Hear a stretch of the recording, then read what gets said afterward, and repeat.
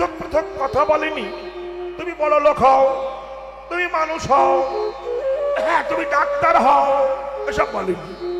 সবার মাথায় হাত দিয়ে একটি কথাই বলেছিল, তোমাদের চেতনা হোক, এই একটি কথা, চৈতন্য হোক। অতএব ডাক্তার হয়েছ, এই যে ইঞ্জিনিয়ার হয়েছ, নেতাগোটা হয়েছ, কিন্তু চৈতন্য যার হয়নি তাকে মানুষ বলে মেনে নেওয়া যাবে। রাধে রাধে। চৈতন্যটা দরকার। যার চৈতন্য নাই সে শ্রী চৈতন্যকে চিনতে পারবে না, আর যার চৈতন্য হয়েছে সেই শ্রী চৈতন্যকে আস্বাদন করতে পারবে। ওই জন্য মহাজন বলেছেন, তাহলে চৈতন্য হওয়ার রাস্তাটা কি? আমি অচৈতন্য জীব, কি করলে আমার চৈতন্য হবে? আস্তে, শুধু কুখাদ্য হলে হবে কি? লেখাপড়া শিখলে হবে কি? না। লেখাপড়া লাদেনও জানতো, লেখাপড়া লাদেনও জানতো, আবার বিবেকানন্দও জানতো। অতএব লাদেনের লেখাপড়া অশুদ্ধ, প্রাণী হিংসার লেখাপড়া বিবেকানন্দের ছিল জীবে প্রেমে ভালোবাসা, জীবে প্রেম লেখাপড়া। ডিফারেন্সটা অনেক। একই মানুষ আমরা, কেউ চৌরবৃত্তি করছে, কেউ চিটিংবাজি করছে, কেউ ডাকাতি করছে, কেউ আবার জীব সেবা করছে। একই মানুষ, কি তেমন ডিফারেন্সটা হলো কেন? কারণটা কি? যুক্তিটা কি? বলছেন পাশাপাশি দুটি পুকুর আছে, কিন্তু একটা পুকুরে আকাশের চাঁদ দেখা যাচ্ছে, আর একটা পুকুরে আকাশের চাঁদ দেখা যাচ্ছে না। এটা হলো কেন? বলে ভালো করে তাকিয়ে দেখুন, যে পুকুরটায় আকাশের চাঁদ দেখা যাচ্ছে সে পুকুরটা স্বচ্ছ, নির্মল, পরিষ্কার, কিন্তু যে পুকুরটায় দেখা যাচ্ছে না সেটা কচুরি পানা পরিপূর্ণ হয়ে আছে। তাহলে কচুরি পরিপূর্ণ পুকুরে যেমন আকাশের চাঁদ দেখা যাবে না, তেমনি অহংকার পরিপূর্ণ হৃদয়ে ঈশ্বর দর্শন হবে না। তাহলে এই অহংকারটা যাবে কি করলে? মহাপ্রভু নিজেই শ্লোক লিখেছেন, চেত দর্পণ মার্জনম ভব মহাদলগ্নি নির্বাপনম শ্রবকৈরম চন্দ্রিকা বিতারণম বিদ্যাবধু জীবনম অনম্বম বুদ্ধিবর্ধনম প্রতিপদং পূর্ণমৃত সাধনম সর্ব আত্মস্নপনং পরাং বিজয়তে শ্রীকৃষ্ণ সংকীর্তনম। রাধে রাধে। কৃষ্ণ নাম করো, করলে কি হবে?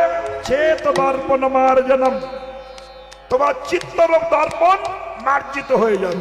যেমন আমাদের মুখ দেখবার আয়না যদি ময়লায় জমে যায় তাতে আর মুখ দেখা যায় না, বসে বসে মাজতে হয়। মেজে জল দিয়ে ধুয়ে ফেললে মুখ দেখা যায়।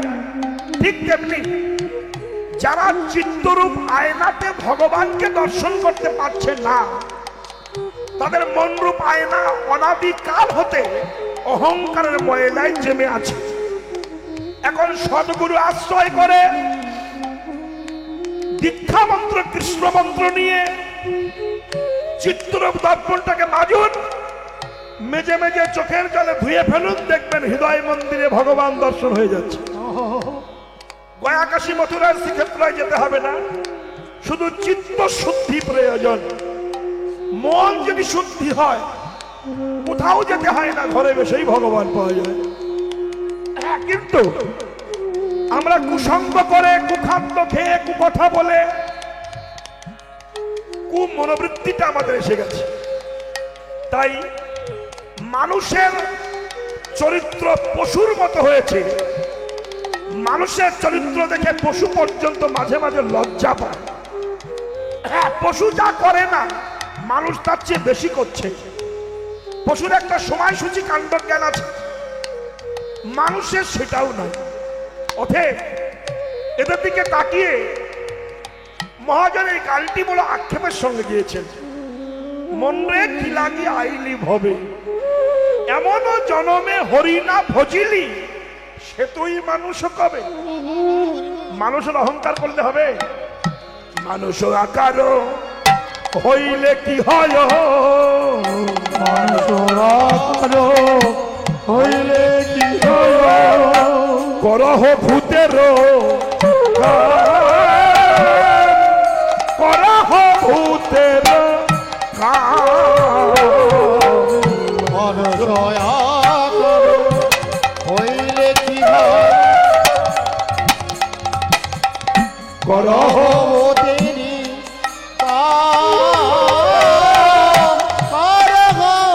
তেরি ওগো নহিলে মদনে কেন না বল নহিলে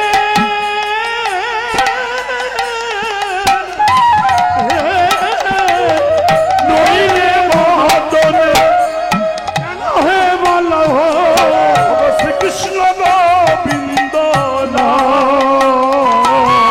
শ্রীকৃষ্ণ গোবিন্দ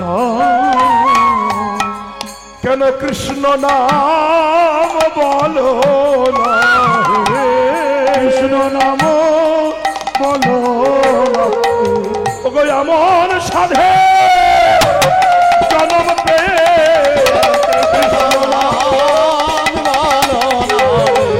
এমন সাধে জনমে মানব জনম বৃথাই গেল এমন সাধে জনমে এমন মানব জনমে বৃথাই গেল সাধের জনমে আমি ভুলেও কৃষ্ণ বলিলাম না এই মানব জনম বিফলে গেল কৃষ্ণ বললাম না মানব জনম বিদায় গেল ভুলে কৃষ্ণ বলিলাম না মানব জনম বিদায় গেল ভুলে কৃষ্ণ বলিলাম না আরে মানব জনম বিদায় গেল ভুলে কৃষ্ণ বলিলাম না একবার প্রেমানন্দে হরি বলে যারা হে বলিলাম না গো হরি হরি হরি বলো ভুলে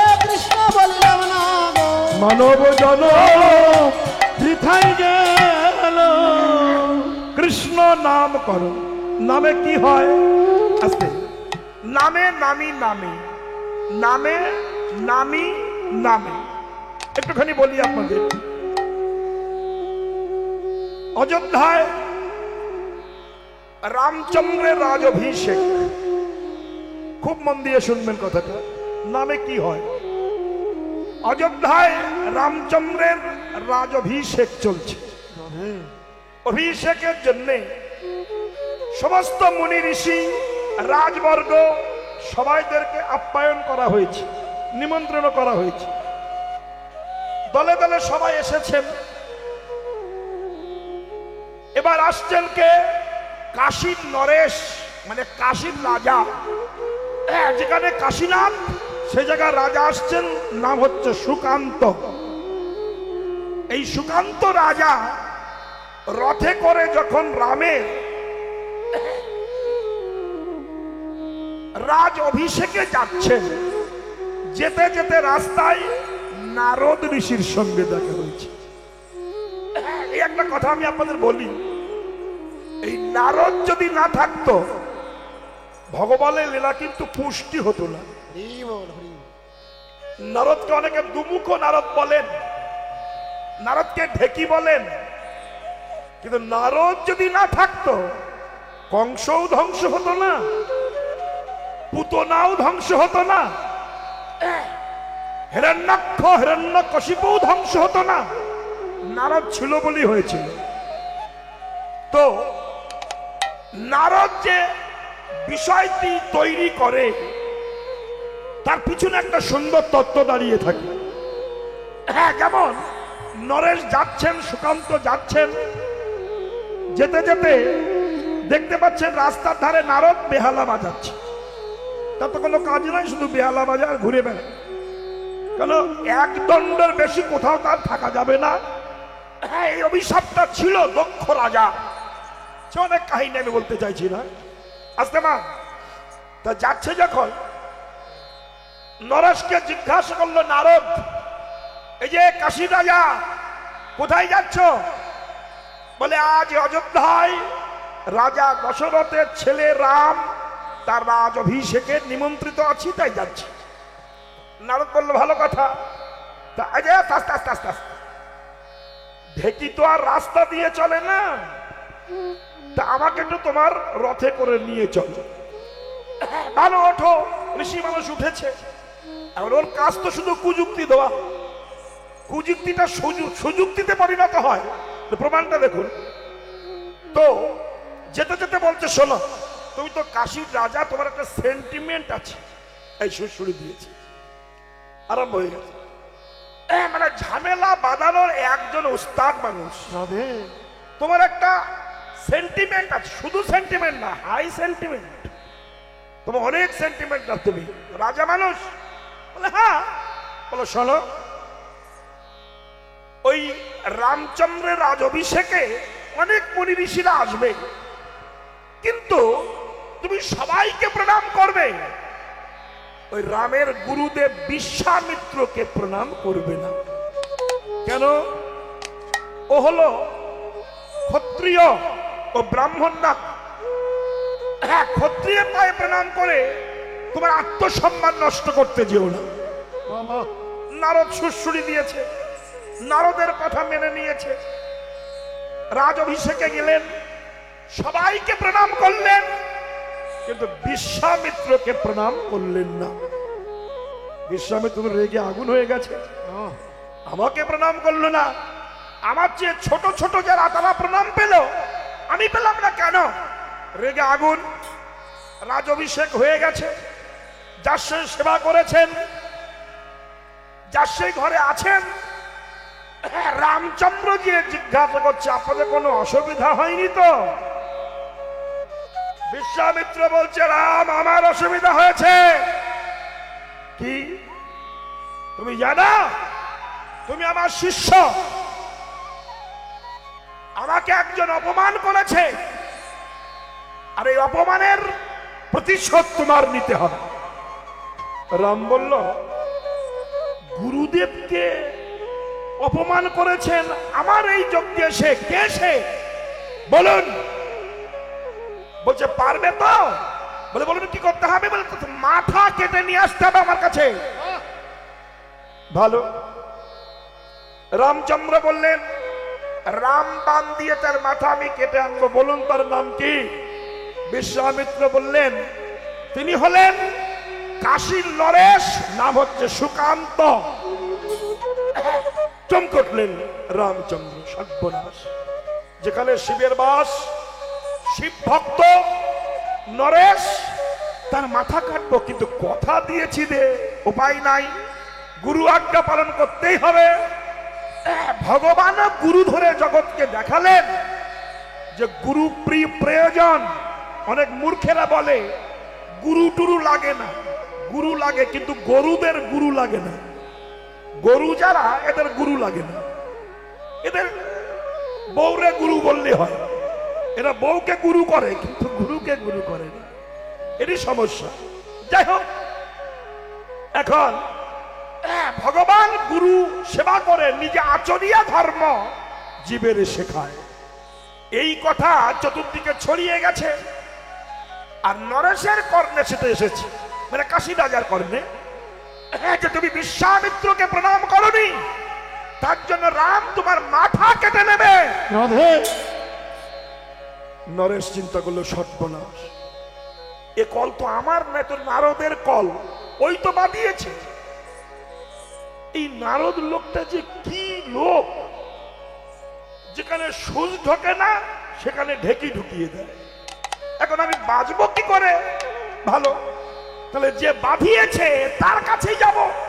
নরেশ চলে গেছে নারদ ঋষির কাছে। ঋষিবর, মহর্ষি, কে? আমি কাশীর রাজা সুকান্ত। বলো কেন এসেছো? আরে তুমি যে কি কানে মন্ত্র দিলে, দিয়ে আমার মাথাটা রাখতে পারছি না। কি বলেছো তুমি? কি ওই যে প্রণাম করতে বলনি? তাই রামের গুরুদেব তো বিশ্বামিত্র প্রতিজ্ঞা করিয়ে নিয়েছে রাম আমার মাথা কেটে নেবে। নারদ বলল, তুমি যদি বাঁচতে চাও, মাথা রাখতে চাও, তাহলে হনুমানের মা অঞ্জনার কাছে যাও।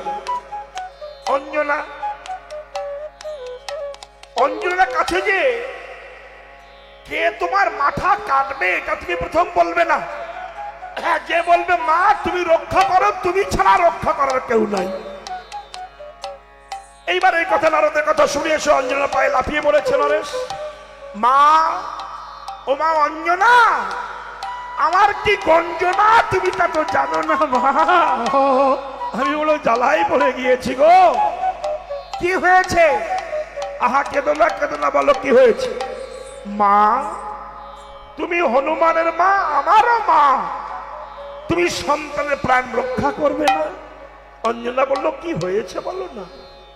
বলছে, দেখো মা, একজন আমার মাথা কেটে নেবে, নাম বলছেন, এটাই বুদ্ধিমানের কাজ বলেছে, মাথা কেটে নেবে, একমাত্র রক্ষা করতে পারে তোমার ছেলে হনুমান।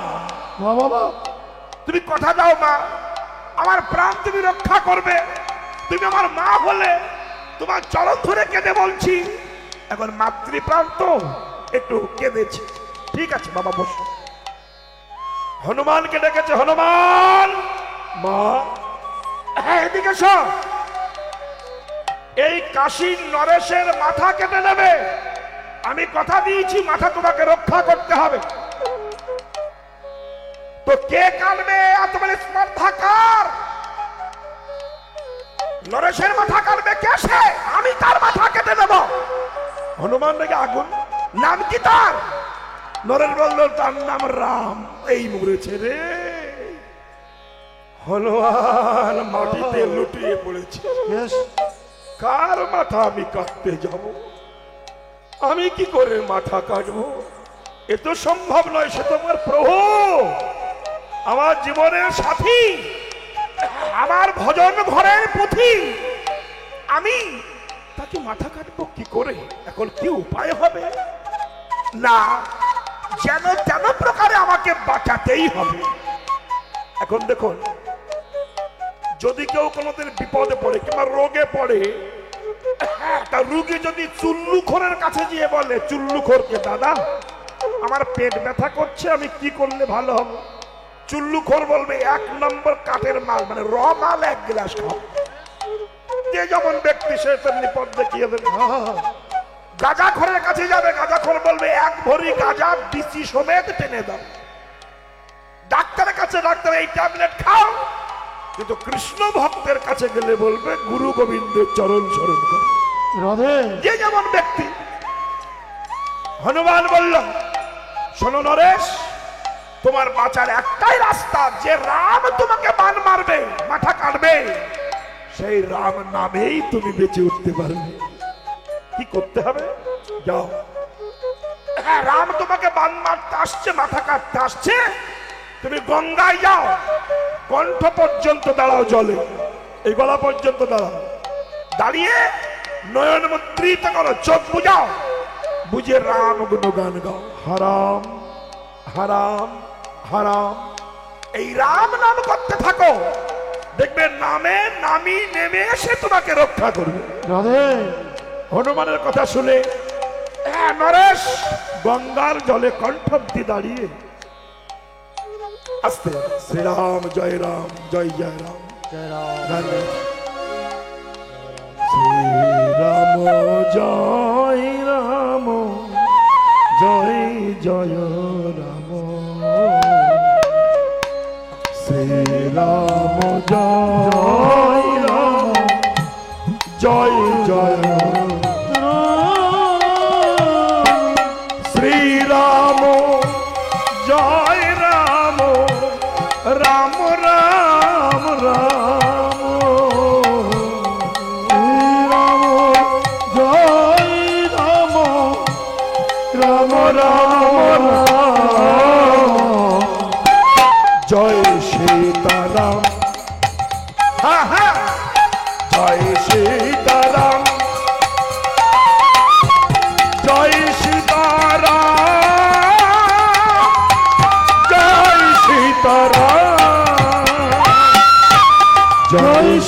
সীতারাম হ্যাঁ, রাম জয় সীতারাম বাহ শ্রীরাম জয় রাম জয় জয় রাম রাম জয় রাম জয় জয় রাম শ্রীরাম জয় রাম জয় জয় রাম শ্রীরাম সবাই বলেন, হরি বল। শ্রীরাম জয় রাম জয় জয় রাম শ্রীরাম জয় জয় জয় জয় রাম শ্রীরাম জয় রাম জয় জয় রাম শ্রীরাম জয় জয় জয় জয় রাম হে রাম রাম হে রাম শ্রীরাম জয় জয় জয় জয় রাম শ্রীরাম জয় রাম জয় জয় রাম শ্রীরাম জয় রাম জয় জয় রাম শ্রীরাম জয় জয় জয় রাম শ্রীরাম জয় রাম জয় জয় রাম জয় শ্রীরাম জয় রাম ভক্তের মুখে নাম শুনে স্বর্গ হতে দেব দেবীগণ পুষ্প বৃষ্টি করছে, উলধ্বনি করছে, হরিধ্বনি করছে। ভক্তের মুখে নাম, ভগবান মুগ্ধ হয়ে গেছেন। দেখুন মায়েরা, রামচন্দ্র এসে দেখছে নরেশ গঙ্গার জলে দাঁড়িয়ে রাম নাম জপ করছেন, কিন্তু গুরু বাক্য রক্ষা করতে হবে তো, তাই বান মেরেছে রাম। আস্তে আস্তে মায়ের আস্তে, খুব সাবধান। যেই না বান মারল রাম, আস্তে আস্তে গুরু চরণ করি শরণ, বান মালিল রাম। গোরে চরণ গরি সচরণ বান মারিল রাম মালা হয়ে গলায় পড়ে, একই অভিরাম। আর বলা হয়ে গলায় পড়ে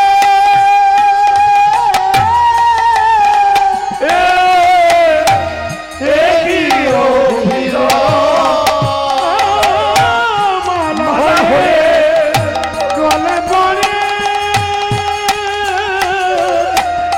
একই অভিনয় বানমালা হয়ে গলায় পড়িল,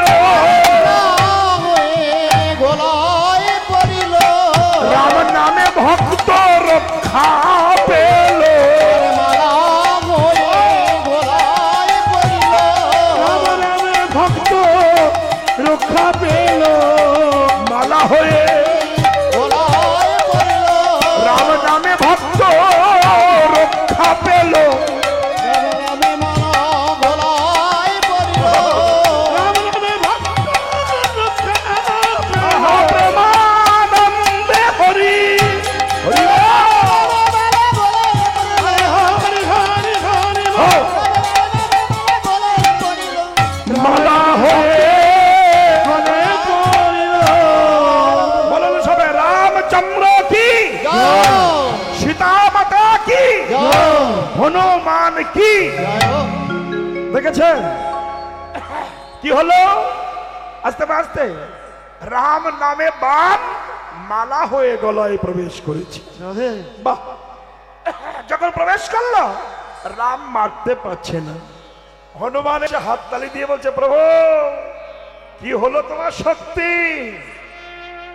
রাম বলল, হনুমান ভক্তের ভক্তির কাছে ভগবানের শক্তি পরাজিত হয়ে গেছে। বাবা কে? ভক্তের ভক্তির কাছে ভগবানের শক্তি পরাজিত হয়ে গেছে, অতএব আমি পারলাম না। কিন্তু গুরু বাক্য যখন আমি রক্ষা করতে পারলাম না, তবে আমি আর বেঁচে থাকবো না, আমি আমার মাথা কেটে ফেলবো। যেই না বললো আমার মাথা কাটবো, গুরুদেব শুক্রাচার্যটা শুনতে পায়। আহা, শুক্রা বিশ্বামিত্র শুনতে পায়। শুনতে পেয়ে ছুটতে ছুটতে সে রামকে জড়িয়ে ধরে, রাম তোমার মাথা কাটতে হবে না, আমি দেখলাম তোমার গুরু নিষ্ঠা কত দূর, আর জগৎকে দেখিয়ে দিলাম যে রাম নামে ভক্তকে রক্ষা করতে পারে। হরিবল হরিবল রামের কাজ। হ্যাঁ, যেমন আমি আরো একটু উদাহরণ আপনাদের দিই। এই নারদেরই কথা বলবো। এই নারদ স্বর্গে দেবতাদের আসনে গান গেয়ে একটা পারিজাত ফুলের মালা পেয়েছিল। এসব ভাগবতের কথা কিন্তু। দেখুন সেই মালাটা নারদ না পড়ে এখানে আবার একটু ঝামেলা বাঁধাবার জন্য চেষ্টা করেছে। মালাটা নিয়ে নারদ ভাবলো, হ্যাঁ এটা আমি কৃষ্ণকে দেব, আর কৃষ্ণ ভালোবাসার মানুষকে দেবে। দেখবেন যে যাকে বেশি ভালোবাসে তার জন্য কিছু দেয়। নারদ ভাবলো ও রুক্মিণীকে দেবে, আর আমি যে সত্যভামার ঘরে শ্বশুরি দেব, দুই সতিনী ঝগড়া বাঁধিয়ে। বেশ বেশ কিরকম কলতাই দেখুন। এরকম আমাদের গ্রামের মধ্যেও কিছু কিছু মানুষ আছে, তারা পরের ভালো সহ্য করতে পারে না, ঘরে ঘরে গন্ডগোল বাঁধিয়ে দেয়। আর সতিনীর ঘর মানে তো বোঝেন কিছু আপনারা। আপনাদের তো সতীন এখন নাই, আগে হতো কি। এখন সতিনী আর ঘরে ঘরে পাওয়া যাচ্ছে না। হ্যাঁ, আগে একটা বেটা ছেলে দু তিনটে বিয়ে করত, আর এখন অধিকাংশ, সবাইকে বলবো না, অধিকাংশ মেয়ে ছেলে দুই তিনটে করে বিয়ে করছে। তাই বলে কিন্তু আমি আপনাদের গ্রামের কথা বলছি না, আমাদের গ্রামের কথা বলছি। বললেও দোষ কি? সিরিয়ালে দেখুন, প্রত্যেকটা সিরিয়ালে একটা একটা নায়িকা 4টে-5টা করে ড্যাশ চিহ্ন। কে?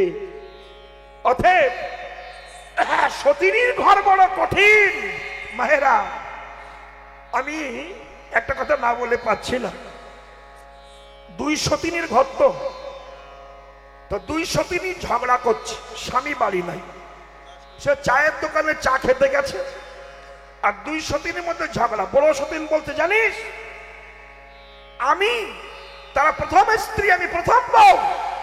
ছোট বউ বলছে, বাজে কথা বলিস না, পুরনো ক্যাসেট আর চলে না, আমি টাটকা বউ, বেশ স্বামী আমার। বলে না, আমার স্বামী। এই দুজনে ঝগড়া বেঁধেছে, আস্তে আস্তে আস্তে দুজনা ঝগড়া বেঁধেছে, দুজনে আবার একটা ফয়সালা করে নিয়েছে। কি? শোন, হ্যাঁ স্বামী তো বাড়ি নাই, দোকানে গেছে, রাত 10টা-11টায় আসবে, আমরা দরজা খুলে বসে থাকবো। স্বামী আগে যার ঘরে ঢুকবে জানবি তাকে বেশি ভালোবাসবে। এখন ঘরটা হচ্ছে কেমন? নতুন ঘর, লম্বা, মাঝখানে পার্টিশন করা, দুপাশে দরজা, মাঝখানে দেয়াল, প্লাস্টার হয়নি। এই দুই পাশে দুই স্ত্রী দাঁড়িয়েছে, দুই সতীন। ভাবছে আগে আমি ধরে ঘরে টেনে নেব, বলছে আমি ধরে ঘরে টেনে নেব। এই সময় ওর স্বামী কিন্তু আসছে না, এক চোর, সে শালা গায়ে মোবিল মেখেছে। তখনকার দিনে চোরেরা মোবিল মেখে চুরি করত, ধরলে স্লিপ খেয়ে মাল পাসিং হয়ে যেত। ও গায়ে টাটকা মোবিল, একটু একটু লিকুইড টাইপের গায়ে মেখেছে, আর লুঙ্গি কাঁচা মেরে পড়েছে, অন্ধকারে একটু একটু দেখা যাচ্ছে। দুই স্ত্রী দুই পাশে দাঁড়িয়েছে, মাঝখানে দেয়াল। এখন বউ মনে, দুইজন বউ মনে করলো ওই আমাদের সেই বাড়ি, উনি বাড়ি আসছে, এ মাল রেডি, আমি ধরবো। ও বলে আমি ধরবো। আস্তে আস্তে আওয়াজ হচ্ছে, এদিকে এসো। আর আগে বলছে এদিকে এসো। চোর বলছে, জীবনে বহু চুরি করেছি, ডেকে তোকেও ঘরে ঢোকায় না। ব্যাপারটা কি? স্বাভাবিক, ডেকে ঘরে ঢোকাচ্ছে কেন? ব্যাপারটা কি? ভালো যাই দেখি। আরো যখন কাছে গেছে, আর দুজন দুই হাত ধরেছে, ধরে যা টানছে রে মা, মাঝখানে তো দেয়াল, প্লাস্টার হয়নি, অবস্থা কি হচ্ছে বলুন? এ বলছে আমার ঘরে এসো, তো বলছে ওই দেয়ালে মাল একবার এ সাইড করে, একবার ও সাইড করে, বুকের রক্ত পর্যন্ত ঝরে যাচ্ছে। চোর বলছে, জীবনে বহু রক্ত ঝরিয়েছি, টানাটানির পাল্লায় তো পড়িনি। ব্যাপারটা কি? এখন কোন ঘরে যেতে পারছে না, তো দুজনা বলতে, শোন, শুধু হাত ধরে টানলে হবে না, তুই এক পা ধর, এক হাত ধর, আমি এক পা এক হাত ধরি, ধরিয়ে দুজনে এই টানাটানি। এখন উপরের পজিশন তো এই অবস্থা, এখন নিচের পজিশন অবস্থা কি দেখো, ভাবা যায়? ভাবতে পারেন তার অবস্থা, চোর জর্জরিত হয়ে যাচ্ছে। এই যে ঘটনা ঘটছে, বলে আমার বাড়ি এসো, আমার ঘরে এসো, বলে আমার ঘরে এসো। এদিকে ওদের যে সঠিক স্বামী, সে চা খাচ্ছিল আর টিভিতে বেদের মেয়ে জ্যোৎস্না বই দেখছিল। তো একটা গান আছে না, বেদের মেয়ে জ্যোৎস্নায় আমার কথা দিয়েছে, কথা দিয়ে জ্যোৎস্নায়। হ্যাঁ, ওই গানটা গাইতে গাইতে গুনগুন করতে করতে আসছে। বাড়ির সামনে এসে শুনতে পাচ্ছে এক বউ বলে আমার ঘরে এসো, বলে আমার ঘরে। স্বামী বলে এরকম তো জীবনে কোনোদিন হয়নি, ব্যাপারটা কি? আস্তে আস্তে যেয়ে দেখে, হ্যাঁ, কল একটা বেঁধেছে। কি করছো তোমরা? বউ তো চৈতন্য, এই কারে ধরে টানাটানি করছিলাম। ও তো স্বামী না, ও তো আসামি। ও তখন চিত, চোর তখন চিত হয়ে পড়ে, জল দাও, জল দাও, জল দাও, জল দাও বলে একটু জল মুখে ঢেলে দিয়েছে। এখন মানুষের স্বামী ওকে, ওর যে নির্যাতন, রক্তাক্ত চেহারা দেখে বউদের বেলা চেয়ারে বসতে দেয়, চেয়ারে বসিয়েছে। কি করতে এসেছিলি? ও বলছে দেখুন আপনার জবাব আমি সবকিছু দেবো, সব উত্তর দেবো, আপনি আমার একটু উত্তরটা আগে দেন। কি? বলে আপনি, আমি একদিনের টানাটানিতে আমার একুল ওকুল দুকুল গেল, আপনি এই টানাটানি কতদিন থেকে সহ্য করছেন? ঘটনা তো সতীর ঘর বড় কঠিন, ঠিক তেমনি সতীর যদি কারণ থাকে তার তো সর্বনাশের কুল নাই। এখন নারদ ওই পারিজাত ফুলের মালাটা নিয়ে কৃষ্ণ কৃষ্ণ কৃষ্ণ কৃষ্ণ বলতে বলতে যে দাঁড়িয়েছে দ্বারকায়। জয় হোক কৃষ্ণের, জয় হোক। কৃষ্ণ বলছে নারদ তুই এলি, আবার যে কি বাধা রে? বলছে না প্রভু, আমি বাধাতে আসিনি, আমি এসেছি নৃত্য করে, দেবতারা আমার একটা পারিজাত ফুলের মালা দিয়েছে, এই মালাটা আমি পরিনি, আমি আপনার গলে পরাতে এসেছি। ভালো, পরিয়ে দিয়ে নারদ জানে তো এ ফুল রাখবে না, মালা রাখবে না, গাছের আড়ালে দাঁড়িয়ে দেখছে কৃষ্ণ কি করে। আড়ালে দাঁড়িয়ে দেখে যে হ্যাঁ, সেই মালা নিয়ে রুক্মিণীর খোপায় জড়িয়ে দিয়েছে। যেই জড়িয়ে দিল, আর নারদ সত্যভামার ঘরে গেছে। সত্যভামা, মা কে? আমি নারদ। তুমি জানো তোমাকে কৃষ্ণ মোটেই ভালোবাসে না। কেন ভালোবাসে না? বলে আমি একটা পারিজাত ফুলের মালা পেয়েছি, সেই মালাটা কৃষ্ণ ভগবানকে দিয়েছি, আর কৃষ্ণ ভগবান খুলে রুক্মিণীর খোপায় জড়িয়ে দিয়েছে, কই তোমাকে তো দিল না। তখন এই যে সুশুরি দিয়েছে, তখন সত্যভামা বলছে ওই জন্য কদিন দেখছি আমার ঘরের দিক আসে না, তাহলে নিশ্চয়ই কোনো ঘটনা ঘটেছে। নারদ বলছে তুমি কথা বলবে না, কৃষ্ণ যদি আসে মান করে থাকবে, বলবে ওর যখন মালা দিয়েছ আর আমাকে সন্তুষ্ট করবার জন্য পারিজাত বৃক্ষ এনে আমার ঘরের সামনে বসিয়ে। এটা শাস্ত্রে পড়েছেন, আছে শাস্ত্রে, বৃক্ষ এনে বসিয়ে দিতে হবে, এই কথা বলবে। নারদ যুক্তি দিয়েছে যখন কৃষ্ণ পারিজাত বৃক্ষ এনে তোমার ঘরের সামনে বসাবে, আর কৃষ্ণকে তুমি আঁচল দিয়ে গাছের সঙ্গে বেঁধে ফেলবে, আর বেঁধে ফেললে আমি মন্ত্রপুত করব, মন্ত্র করে এমন মন্ত্র বলবো, স্বামী বশীকরণ মন্ত্র, আর ওই মন্ত্র পড়ে খুলে দেওয়ার পরে তোমার স্বামী আর জীবনে কোথাও যাবে না। সত্যভামা বলছে তোমাকে কি দিতে হবে? পৌরোহিত্য।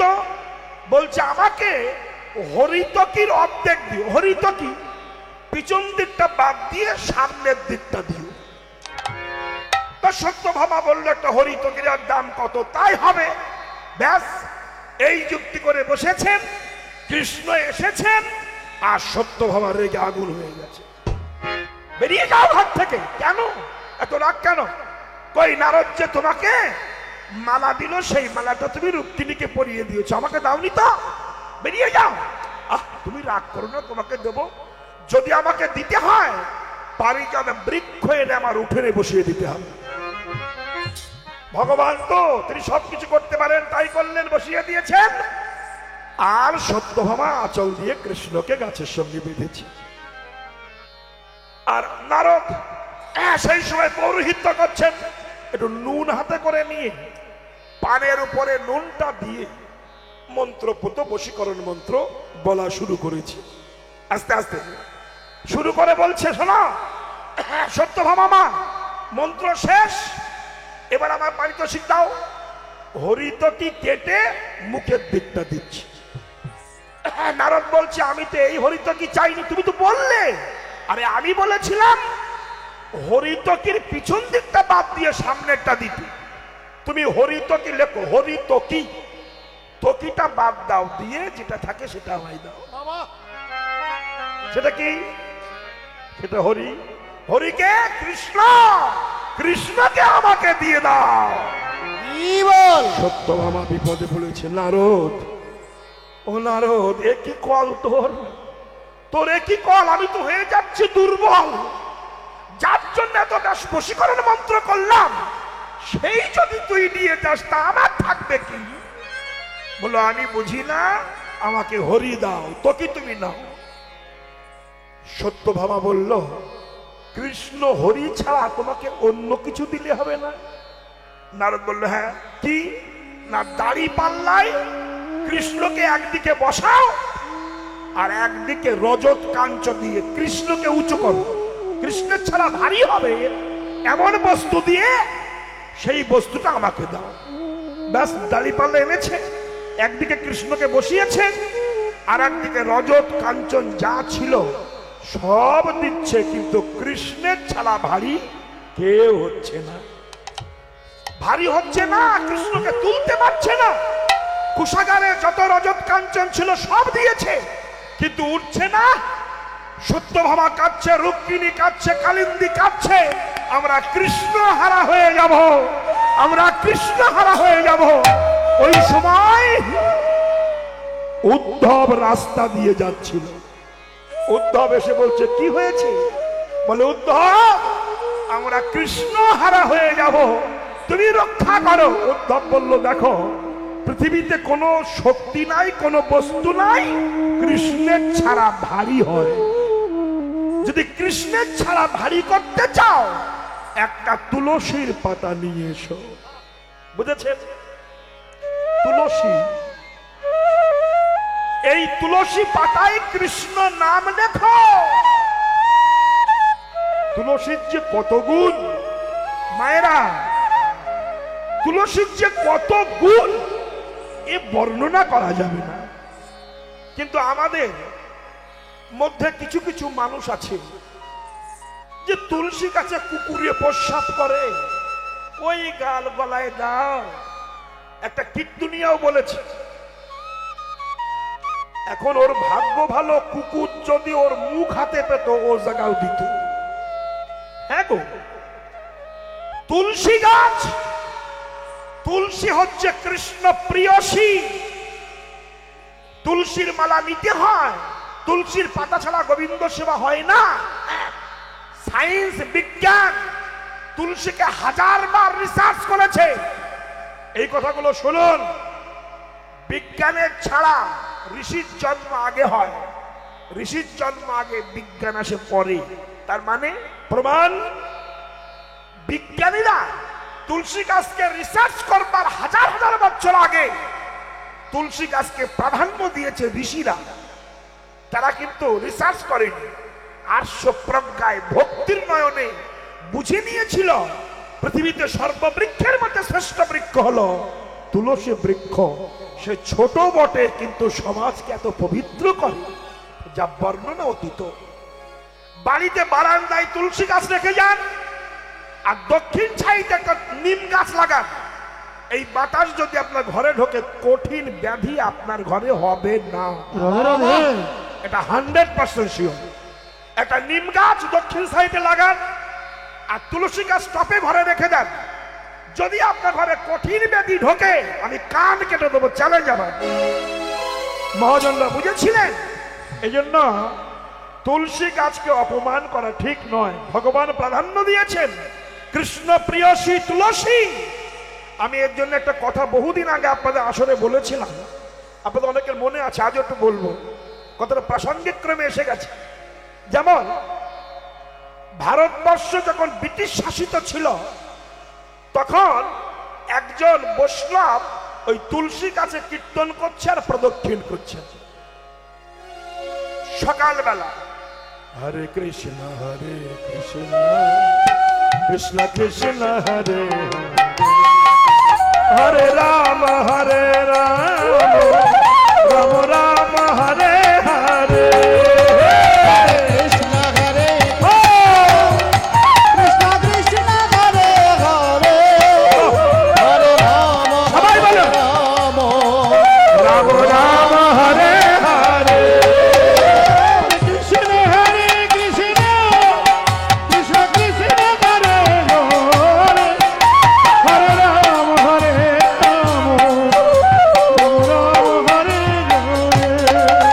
হরে কৃষ্ণ কৃষ্ণ কৃষ্ণ হরে হরে হরে রাম রাম রাম হরে হরে। কৃষ্ণ হরে কৃষ্ণ হরে হরে রাম হরে রাম রাম রাম হরে হরে বৃন্দাবনী কি এ বঙ্গালী। এই খুকা এটা প্লেন করে রেখেছো। আস্তে আস্তে আস্তে। ব্রিটিশ প্রশ্ন করেছিল, এ বাঙালি তুমি কি করছো? বলছো আমি তুলসী গাছকে প্রদক্ষিণ করছি। আস্তে আস্তে আস্তে আস্তে আস্তে। সাহেব বলেছিল তোমার তুলসী কি করতে পারে? বাঙালি বলল কৃষ্ণ ভক্তি প্রদান করে। সাহেব বলল একটা গাছে কোনোদিন ভক্তি প্রদান করতে পারে? বলে হ্যাঁ স্যার করে। সাহেব 8টা-10টা তুলসীর পাতা নিয়ে গায়ে ঘষেছে, কিচ্ছু পরিবর্তন হয়নি। এবার 10টা পাতা ছিঁড়ে মাটিতে ফেলে পা দিয়ে ডলা দিয়েছে। বৈষ্ণবের মনে বড় ব্যথা লেগেছে। শালা সাহেব, তুই ভক্তি প্রদায়িনী মাকে পা দিয়ে ডললি, তোর মজা আমি দেখাবই। বলছে স্যার, আপনি যে তুলসী পা দিয়ে ডলেছেন ওটা লেডিস তুলসীর অ্যাকশন কম, আপনি মদ্দা তুলসীর কাছে চলুন। সাহেব বলল বললে ভালো, লইয়ে চলো। শালা নিয়ে গেছে বিসুটি গাছের কাছে। বলে স্যার এ হলো মদ্দা তুলসী, কুইক অ্যাকশন করে। রাধে রাধে।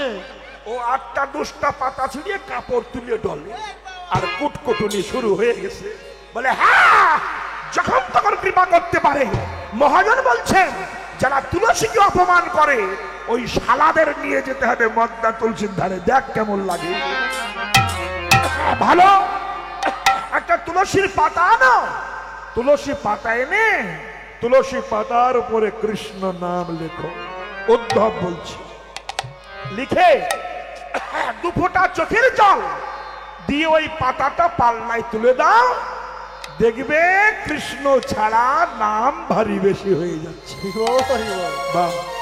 মায়েরা কি করলো জানেন? তুলসী পাতার উপরে নাম যে লিখিল,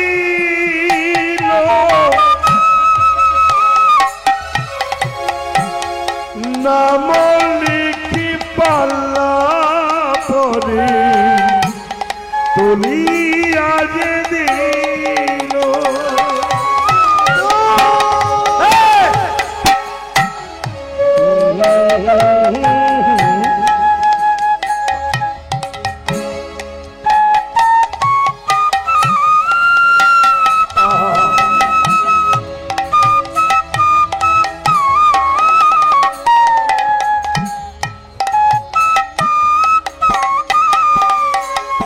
ভারী হলো রে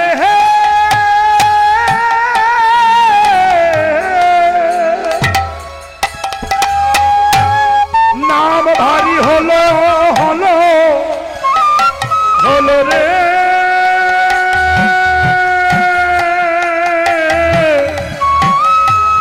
হরি নামে হরি হে রে গেল, নাম ভারী হলো গো।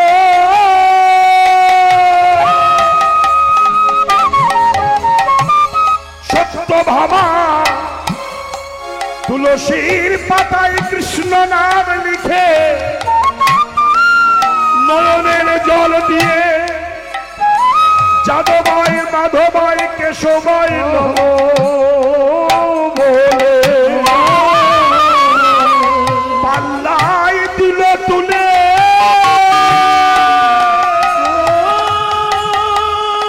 কৃষ্ণ উঠে গেল কৃষ্ণ নামের গুণে যে নাম করে সে তো জানে আলে জানবে কেমন করে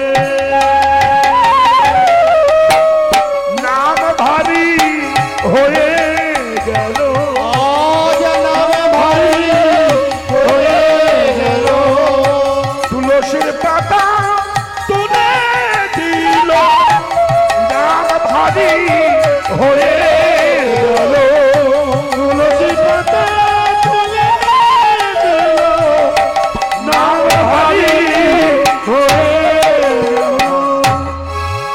তাহলে বোঝা গেল কি নামের চেয়ে নাম ভারী হয় যদি কার্যক্ষেত্রে ঘটে। আরো বলবো বাবা, এগুলো ভক্তি ছাড়া হয় না, এগুলো জ্ঞান ছাড়া হয় না। আস্তে আস্তে আস্তে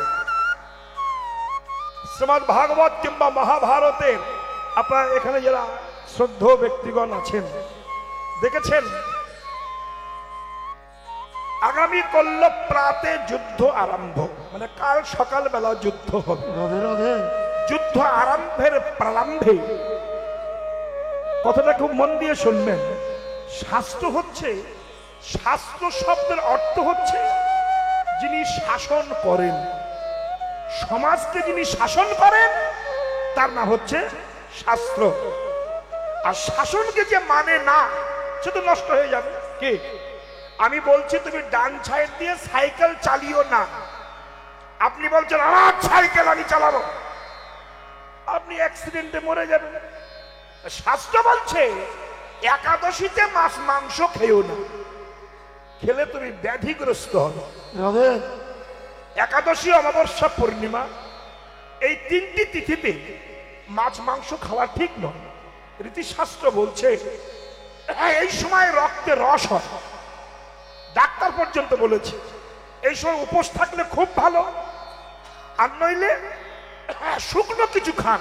আর যারা একাদশী করবেন পঞ্চশস্য বর্জন করবেন, রুটি খাবেন না, ময়দার কোনো কিছু খাবেন না, চালের কোনো কিছু খাবেন না। কি খাবেন একাদশী করে? সবজি খান, কাঁচকলা, আলু ইত্যাদি, পেঁপে, ঘি দিয়ে তরকারি করে খান। আস্তে আস্তে আরো একটা জিনিস আছে, সাবু খেতে পারেন। সাবু কিন্তু ময়দার তৈরি হয় না, এটা মোটা মোটা সাবু আছে, নেটে দেখবেন ময়দা দিয়ে সাবু তৈরি হয় না। অনেকে খান না, কিন্তু খালি খেলেও কিছু এসে যায় না। আগামী কাল একাদশী লিখেছে, ব্রত আরম্ভ হবে পঞ্জিকায়, কিন্তু বৈষ্ণব মতে পরাহে একাদশী পরশু দিন শুক্রবারে। কাল অনেকেই করছেন, কোনো অসুবিধা নাই। তো কি বলছে মায়েরা? একাদশী পূর্ণিমায় অমাবস্যায় মাছ মাংস খেলে গায়ে রক্তে রস হয়, দেখবেন একে গোনমুখ বলা হয়। আর এই গোনমুখ যখন আসে, যাদের বাতের দোষ আছে দেখবে হাত পা কামড়ায়, গা হাত পা টস টস করে না, এই সময় ওই রস হয়েছে, এখানে যদি মাছ মাংস খান আপনার রক্ত আরো দূষিত হয়ে যাবে। ওই ব্যাধিটা এমন ভাবে ধরবে সারা পৃথিবীর ডাক্তার দেখালেও ওই ব্যাধি আর ভালো হবে না। রাধে রাধে এই জন্য শাস্ত্র বলেছে এইগুলো করো না, কিন্তু আমরা শাস্ত্রের শাসন মানছি না বলেই আমাদের পিঠে ব্যথা, হাড়ে ব্যথা, মাজায় ব্যথা, হাঁটুতে ব্যথা রিরি করছে, 4 আঙুল বয়সে ধ্বংস হয়ে যাচ্ছে।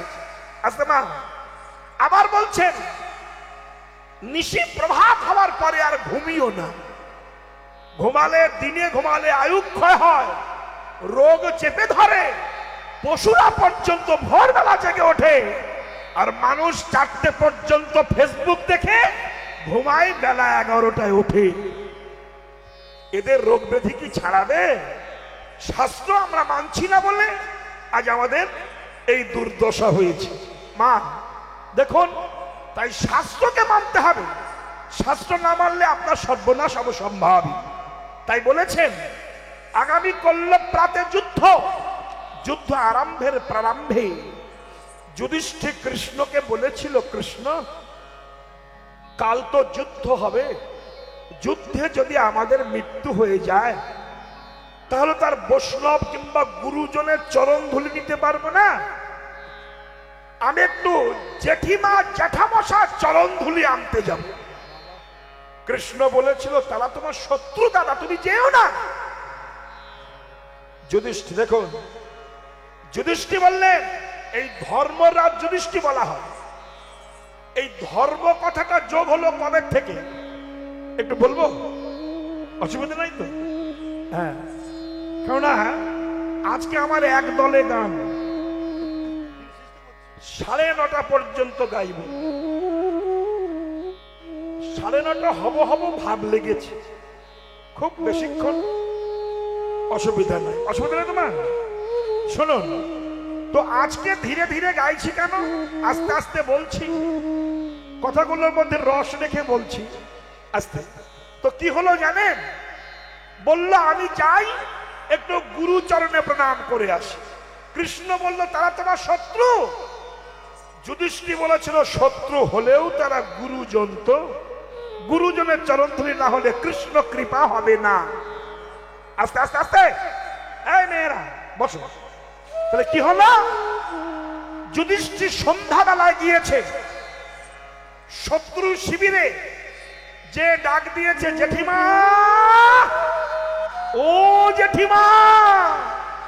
যুধিষ্ঠিরের আকুল কণ্ঠের স্বর আস্বাদন করে বুঝে নিয়েছেন যুধিষ্ঠির এসেছে। কে? যুধিষ্ঠির না? হ্যাঁ জেঠিমা। কি রে? আগামী করল প্রাতে যুদ্ধ, যুদ্ধে আরম্ভের প্রারম্ভে শত্রু শিবিরে তো আসা ঠিক হয়নি বাবা। যুধিষ্ঠির বলল, জেঠিমা কোনো শত্রু হয়নি, কাল সকালবেলা হবে। তা আমি এসেছি এই কারণে, আমি তো বংশে সবার বড়, জ্যেষ্ঠ ভ্রাতা। আমি চাই না আগামী করল যুদ্ধে ছোট ছোট ভাইগুলো মরে যাক। আমি এসেছি, তুমি আশীর্বাদ করো যেন যুদ্ধে আমাদের মরণ হয়, তোমার ছেলেগুলো বেঁচে থাক। ধর্মরাজ, তোমার ছেলেগুলো বেঁচে থাক। তবে হ্যাঁ, আর একটা কথা মা, তুমি কথা দাও, যদি যুদ্ধে মৃত্যু হয়ে যায়, যতবার পৃথিবীতে জন্ম নেব ততবার যেন কৃষ্ণ ভক্ত মায়ের গর্ভে জন্ম হয় আর কৃষ্ণ চরণের দাস হয়ে জন্মাতে পারে। দেখুন, যুধিষ্ঠিরের এবং বিধ বাক্য শ্রবণে গান্ধারী স্তম্ভিতা হয়ে বাহ্যিক স্মৃতিশূন্য হয়ে গেছেন। বাহ্যিক স্মৃতি নাই, মস্তকে হস্তার্পণ করে বলে দিলেন, যা বাবা আমি আশীর্বাদ করছি, যথা ধর্ম তথা জয়, অধর্মের হবে ক্ষয়। যথা ধর্ম তথা জয়, অধর্মের হবে ক্ষয়। কেন? পঞ্চ পাণ্ডবের কিচ্ছু ছিল না, গাড়ি বাড়ি রাজত্ব ছিল না, মাত্র 5 ভাই, কিন্তু কৃষ্ণ ছিল। এরা 100 ভাই ছিল, রাজত্ব ছিল, কিন্তু কৃষ্ণ ছিল না, ধর্ম ছিল না। ধর্মের বিপক্ষে ছিল বলেই তারা ধ্বংস হয়ে গিয়েছে, কিন্তু কৃষ্ণ ধর্ম যাদের পক্ষে ছিল তারাই তো জয়ী হয়েছে। জানেন না? আস্তে আস্তে আস্তে আমি আরো একটু কথা বলবো আপনাদের কাছে। যুধিষ্ঠির যখন বনবাসে ছিল, এই কথাগুলো না ভীষণ কার্যকারী কথা, খুব জানার দরকার। যখন বনবাসে ছিল, যুধিষ্ঠির জল পিপাসা লেগেছিল, তা সহদেবকে বলেছিল, সহদেব আমাকে একটু জল এনে দেবে, মহাভারতে আছে। তা সহদেব বলল, হ্যাঁ এনে দেবো। সহদেব জল আনতে গিয়েছিল। যখন জল আনতে গেছে, একটা পুকুর পেয়েছে, সেই পুকুরে জল আনতে যাবে, হঠাৎ একটা বগ যক্ষ দেখে বলল, শোনো, আমার এই পুকুরে জল খেতে গেলে আমাকে 4টে প্রশ্নের উত্তর দিতে হবে। এটা আছে না? শোনেননি কেউ? উত্তর দিতে হবে। আমি ধর্মরাজ কেন হলে এই কথাটা একটু বলছি, এই জন্য তুললাম এই কথাটা, নাহলে বলতাম না। তো উত্তর যদি না দাও, বাড়ি স্পর্শ করবার সঙ্গে সঙ্গে তোমার মৃত্যু হবে। সহদেব ভাবলো, দেখ একটা বক, ওর দাম নেই। আমার দাদা জল চেয়েছে, যে স্পর্শ করেছে আর প্রাণ হারিয়েছে। যুধিষ্ঠির দেখলো সহদেব তো আসছে না, কোথায় গেল? অনেকক্ষণ পরে আবার নকুলকে পাঠিয়েছে, নকুল আর আসে না। আহা, অর্জুনকে পাঠিয়েছে, সেও আসে না। ভীমও পাঠিয়েছে, সেও আর আসে না। চিন্তা করছেন যুধিষ্ঠির, ব্যাপারটা কি হলো, কেন আসে না? যুধিষ্ঠির খুঁজতে খুঁজতে খুঁজতে খুঁজতে দেখে এক পুকুরের জলে চারি ভাই ভাসছে। হঠাৎ করে শব্দ এলো, যুধিষ্ঠির, তোমার ভাইগুলো মরে গেছে, তুমি ভুলক্রমে জলে হাত দিলে তোমার মৃত্যু হবে, আমার প্রশ্নের উত্তর দাও। যুধিষ্ঠির বলছেন, বলুন আপনি কে, কি প্রশ্ন করবেন? তখন তো প্রশ্নটা করেছিলেন, বলতে পারো? এই যে কি বার্তা, প্রথম বার্তা, বার্তা এবং আশ্চর্য কি, বার্তা কি আশ্চর্য আমি ক্লিয়ার করে বলছি, অত জড়ো করে বলছি। বার্তা কি, আশ্চর্য কি, আস্তে, আর পথ কি, আস্তে, আর সুখী কি, এই চারটি প্রশ্ন। বার্তা, সংবাদ, কোন সংবাদ? আপনার কোনো যদি কেউ হসপিটালে ভর্তি থাকে, আপনার সঙ্গে দেখা হলে বলবো যে আরে সংবাদ কি, তখন আপনি বলবেন যে একটু ভালো আছে। কিন্তু আকর্ষণ আমি কিছু জানি না, বললাম বার্তা কি, এটা বোঝা বড় কঠিন। যুধিষ্ঠির বুঝে নিয়েছিলেন বার্তা মানে কোনটি, কোন বার্তা? তুমি এসেছো জগতে মানব দেহ ধারণ করে, হরি ভজন করে জগৎ থেকে যাবে।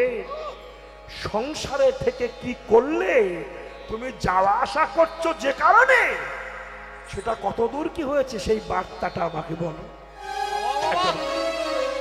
এই বার্তা নয় কিন্তু যে তোমার ছেলে মেয়ে কথা হয়েছে তা না, তুমি বলো তুমি যে কারণে মানব দেহ নিয়ে পৃথিবীতে এসেছিলে, এই সংসারে স্ত্রী পুত্র পেয়ে সংসারে সারা জীবন কাল কাটিয়ে গেলে, কিন্তু জগৎ ছেড়ে যেতে হবে, জগতে এসেছো, তুমি কি নিয়ে যাবে, তার কাছে যে কি জবাব দেবে, কেন এসেছিলে, কেন যাচ্ছ, এই বার্তা, এই সংবাদটা আমাকে বলো। যুধিষ্ঠির বলেছিলেন এই প্রশ্নের উত্তর, মানে বার্তা কি বলেছে, উত্তর দেওয়া কিন্তু আমার হয়ে গেছে। যুধিষ্ঠির বলে দিয়েছে যে আপনার সংবাদ হলো এই, এই প্রশ্নের উত্তর, যে মানুষ কেন আসে, কেন যায়, কি নিয়ে যায়, কি নিয়ে আসে, এসে করণীয় কি, মনুষ্য জীবন ধন্য করার রাস্তা কি, এটি আপনার বার্তা, এই সংবাদ, এই উত্তর। বলছেন আশ্চর্য কি?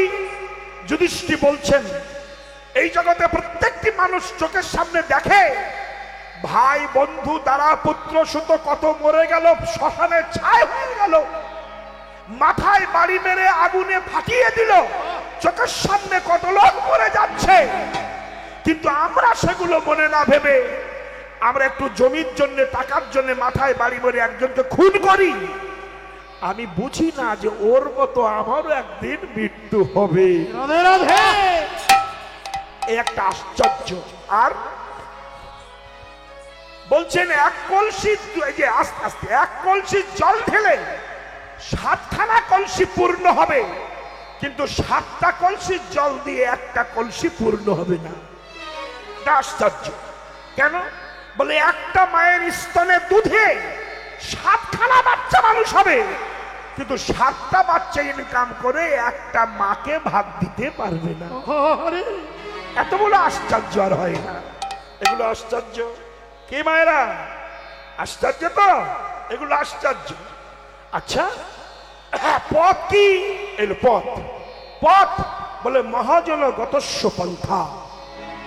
পথ মানে মহাজনরা যে রাস্তায় হেঁটেছে আপনি সেই রাস্তায় হাঁটুন। কে? আস্তে আস্তে বেলা হয়ে গেছে, রাত হয়ে গেছে। ভাবুন, মহাজনরা যে রাস্তায় হেঁটেছে আপনি সে রাস্তায় হাঁটুন, এটা পথ। আর সুখীকে? যে পরবাসী নয়, যে ঋণী নয়, সেই সুখী। বলল যথেষ্ট উত্তর তোমার হয়েছে, এবার তুমি বলো আমি একজনের প্রাণ দেবো, 4 ভাগ দিতে পারবো না, 4 জনের মধ্যে কাকে নেবে বলো? এই ধর্মরাজ টাইটেলটা পাচ্ছে। যুধিষ্ঠির বললেন, যদি একজনের প্রাণ দিতে চান তাহলে সহদেবের প্রাণটা দিন, আমার ভাইগুলো মরে থাক। বলো কেন? এরা তোমার সহোদর ভাই, ও সহদেব বিমাতার ছেলে, তুমি ওকে নেবে কেন? তোমার নিজের ভাইগুলো চাইছো না? যুধিষ্ঠির বলেছিল, আমার মায়ের তো আমি বেঁচে আছি, কিন্তু ওর মায়ের তো আর কেউ নাই। তাই ওকে ফিরিয়ে দিলেও ওর মাকেও মা বলার একজন থাকবে, আমার মাকেও মা বলার। ধর্মরাজ, এই বক্তা হচ্ছে ধর্মরাজ। তিনি বলেছিলেন, যুধিষ্ঠির তুমি আবার জয়ী হলে আমি নিজে তোমাকে টাইটেল দিলাম, আজ থেকে তুমি শুধু যুধিষ্ঠির নও, তুমি ধর্মরাজ যুধিষ্ঠির। এই ধর্মরাজ যুধিষ্ঠির হয়েছিলেন। আস্তে হরে কৃষ্ণ। আর নয়, আর নয়, আর নয়, আর নয়। এবার দেখুন মা, তাই এই ধর্ম রক্ষা করবার জন্য মানুষ জন্ম পাওয়া আর নয়। চলুন যাই। তাই গৌরাঙ্গ মহাপ্রভু নিজে হরিনাম বিতরণ করছেন। তাই মহাজন পদ লিখেছেন, লীলাচলে মাঝে গোড়া উদ্যম ভিতরে পুরব ভাবে তো গোড়া সহচর শোনে। হরি বলে নাচে গোড়া, আহা হরি বলে, হরি বলে নাচে গোড়া সেভাবে বিভোর। হরি বলে নাচে গোরা, হরি বলে,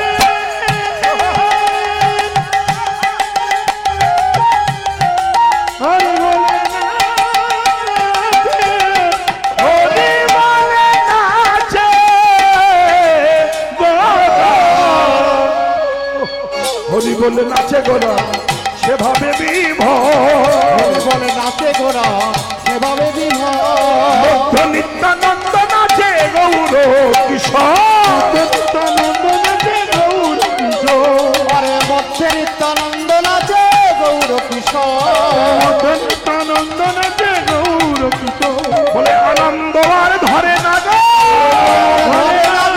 আনন্দ আর ধরে না গো, আনন্দ আর ধরে না গো, হরি নামে নৃত্য করে, আনন্দ আর ধরে না গো, হরিনামে নৃত্য করে, আনন্দ আর ধরে না গো, হরি নামে নৃত্য করে, আনন্দ আর ধরে না গো, হরি নামে নৃত্য করে গৌর হরি হরি বলে, হরি নামে নৃত্য করে, হরি হরি হরি বলে, হরি নামে নৃত্য করে, আনন্দ ধরে না গো, আনন্দ আর ধরে না গো। সচির নন্দন গৌর হরি কি। মায়েরা হরিনাম করুন, করতে করতে পরিশ্রান্ত হয়েছে। কীর্তনে, এই যে কীর্তন আমরা করি, অনেকে বলেন আর একটু করুন, আর একটু করুন, কিন্তু করা যে কত জ্বালা, যারা করে তারা তো বোঝে।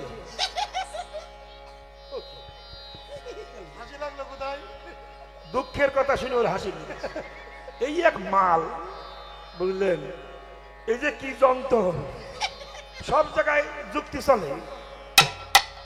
আস্তে আস্তে আমার এর হাসি দেখে মনে পড়েছে, স্কুলে মাস্টারমশাই বলছেন, এই, লিখে নাও, পরীক্ষায় আসবে। কি স্যার বলুন? তা লিখে নাও যে চিবিয়ে খেলে বাচ্চা হয়, গিলে খেলে ডিম পারে। এটা বিজ্ঞানের কথা। চিবিয়ে খেলে বাচ্চা হয়, যারা যে চিবিয়ে চিবিয়ে খায় দাঁত দিয়ে, তাদের বাচ্চা হয়, আর গিলে গিলে যারা খায় তাদের ডিম পায়। তো লিখে নিয়েছে।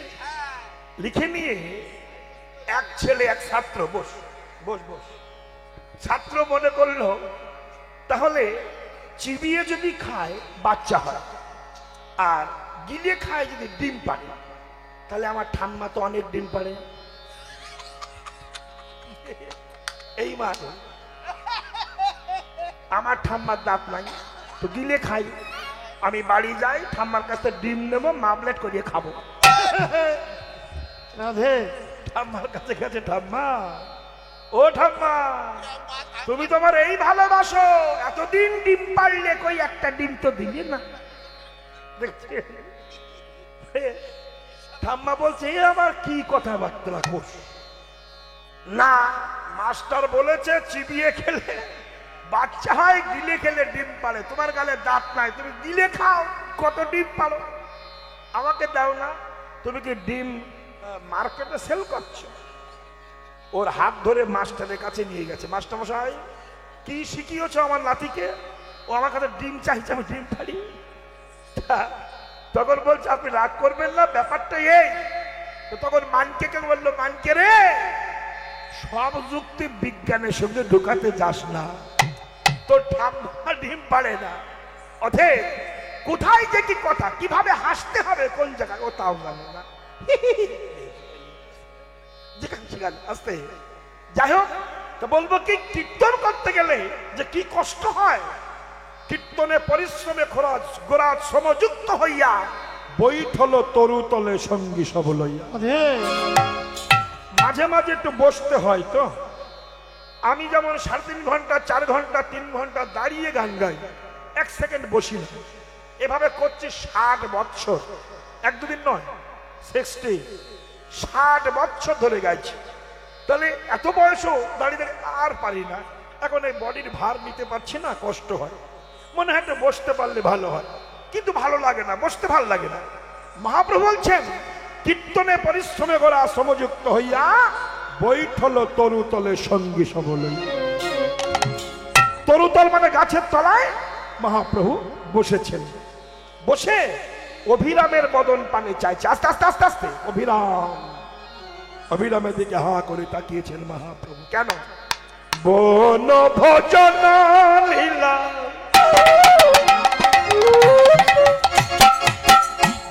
বন ভোজন লীলা পড়ে গেল মনে, বন ভোজন লীলা পড়ে গেল মনে, অভিরামে বদন পানে চাহে ক্ষণে ক্ষণে,